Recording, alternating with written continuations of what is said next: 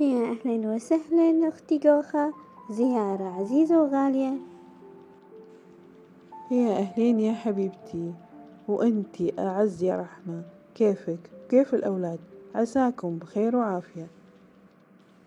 كلنا بخير وعافية، تسأل عنك العافية. وأنتي كيفك؟ وكيف الأولاد؟ نورتي والله، نورتي بيتي بزيارتك.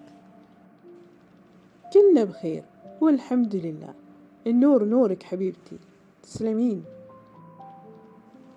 ها يا خيتي، جاهزة رمضان ولا بعدش؟ اشتريتي صحون وأكواب وملاعق ومعجنات ولحم مفروم وكريم كراميل وعصاير وألبان؟ اشتريتي؟ ترى بعض المحلات عاملة تخفيضات، في ب500 وفي ب200 وفي ب100، في ولايات بعيدة ب100 بيسة. اشتريتي ولا بعدش؟ أسألك بالله، كل هذا ليش؟ كأن الناس ما تاكل إلا بشهر رمضان فقط. ليش الإسراف؟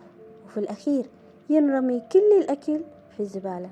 الله يعزك، الاقتصاد مطلوب، ورمضان شهر عبادة مو أكل وبس. مفروض نسوي على قدر حاجتنا اليومية، ونقول الحمد لله على النعمة، الحمد لله على الصحة، الحمد لله على العافية. صدقتي والله يا خيتي، كلامك صحيح.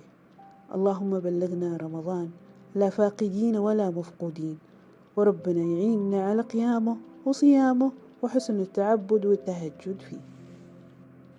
اللهم آمين.